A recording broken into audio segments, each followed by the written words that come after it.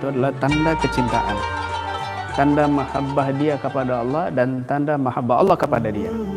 Qalat as-sayyidatu Aisyah ummul mukminin kana Rasulullah sallallahu alaihi wa ala alihi wa sahbihi wasallam yadhkurullah ala kulli ahyani.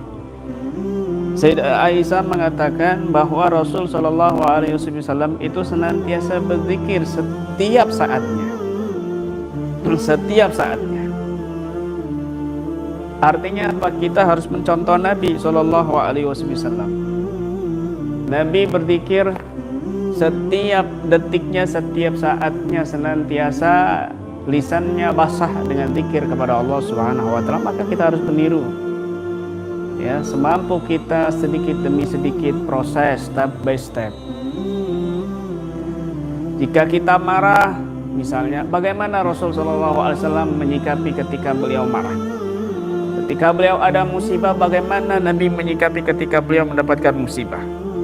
Ketika beliau begini-begini, bagaimana Nabi perilakunya di setiap keadaannya? Maka kita meniru beliau, ya, meniru beliau. Ketika kita misalnya dapat bulian dari orang lain, cacian dari orang lain, hinaan dari orang lain, fitnahan dari orang lain, masalah pribadi kita, maka bagaimana sikap Nabi? Nah, kita tiru sikap Nabi supaya lebih ada motivasi untuk kita menjalani hidup ini dengan semangat, dengan iman, dengan benar gitu. Ada contoh Nabi SAW yang perlu kita tiru. Qad hassa sallallahu alaihi wa alihi wa sahbihi wasallam ala dzikri wa hadda alaihi katsiran lailan wa naharan sirran wa ijhara furada wa jama'at.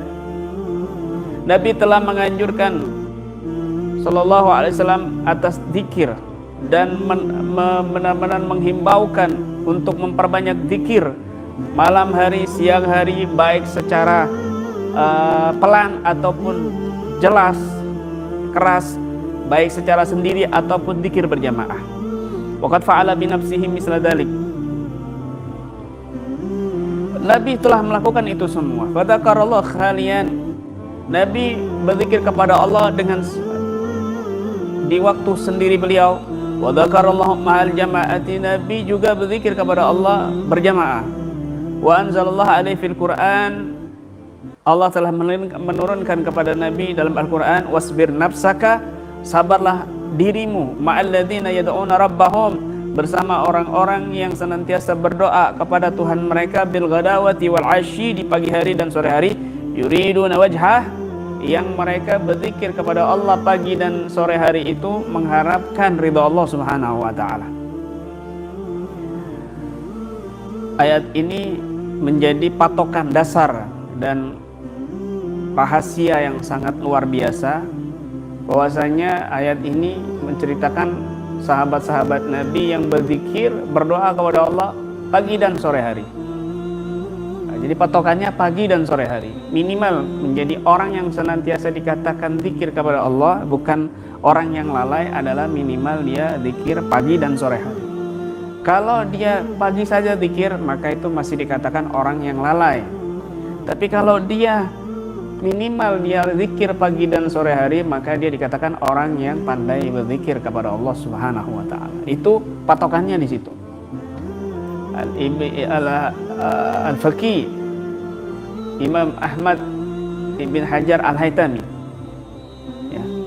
Beliau Ibn Ahmad bin Hajar Al-Haytami, Syekh Ahmad bin Hajar Al-Haytami, pengarang kitab-kitab fikih Syafi'iyah, pernah suatu hari berpergian malam hari, kemudian mereka bingung, apa ini sudah subuh atau belum, masih gelap, mendung. Mereka bingung, ini sudah subuh atau enggak. Di tempat yang mereka tidak mendengar azan, entah itu di hutan atau di padang pasir, gelap, mendung sekali. Tiba-tiba Syekh Ahmad bin Hajar Al-Haytami ini kena sengatan kalajengking, tangannya astagfirullahaladzim. Akhirnya ini sudah subuh. Ini sudah subuh. Bagaimana engkau tahu sudah subuh? Barusan aku kena sengatan kalajengking. Loh, kok bisa? Apa hubungannya sengatan kalajengking dengan waktu subuh? Begini, kalau aku biasanya berzikir pagi dan sore hari, Nabi sudah menjamin, Allah sudah menjamin orang yang berzikir di sore hari maka perlindungannya, tahsinatnya itu dari sore sampai pagi. Orang yang berzikir dari pagi, orang yang berzikir pagi sore hari maka perlindungannya dari sore sampai pagi. Orang yang berzikir pagi hari maka perlindungannya pagi sampai sore. Kalau aku sudah berzikir, tentu aku nggak akan kena sengatan kalajengking. Berarti ini sudah pagi hari dan aku belum berzikir. Nah, berarti sudah masuk waktu pagi hari, yaitu subuh. Subhanallah. Begitu mereka, ya.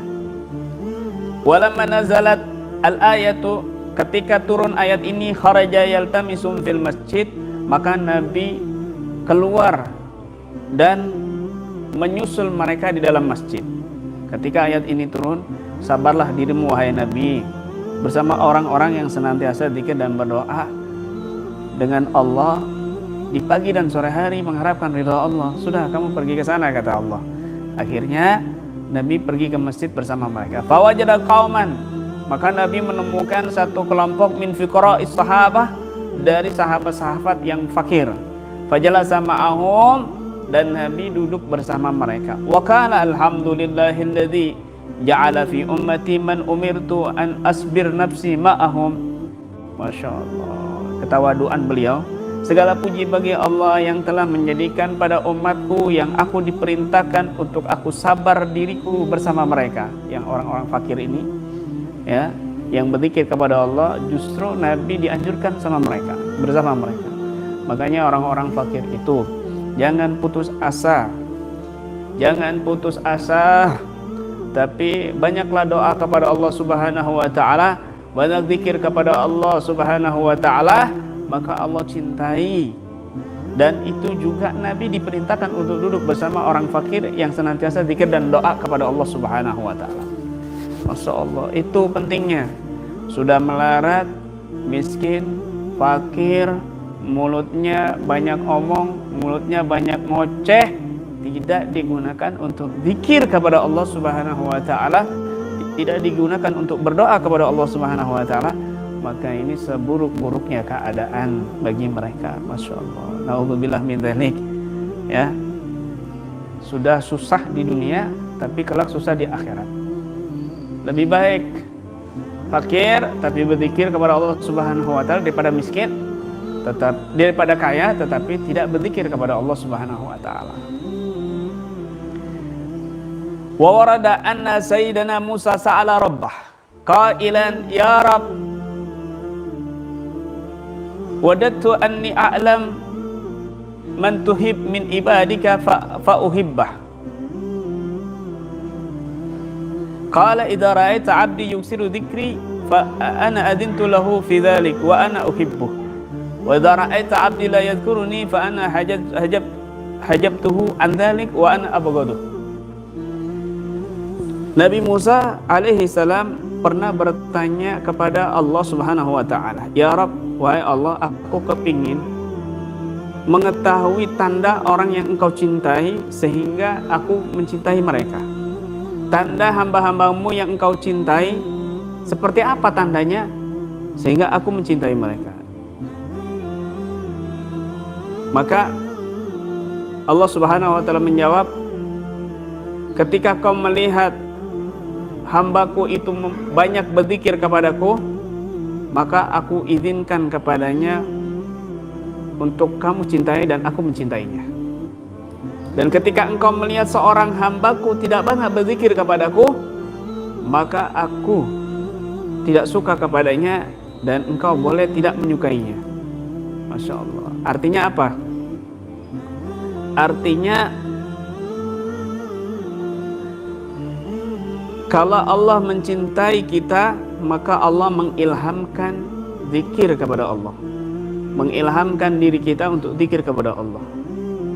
Kalau Allah, tanda Allah mencintai diri kita, ini mafhumnya seperti itu, maka Allah memberikan ilham kepada kita untuk banyak zikir kepada Allah dan membuat diri kita sibuk zikir kepada Allah, maka itu tanda Allah mencintai diri kita. Jadi Nabi Musa ingin tahu, ya Rabb, siapa hambaku ini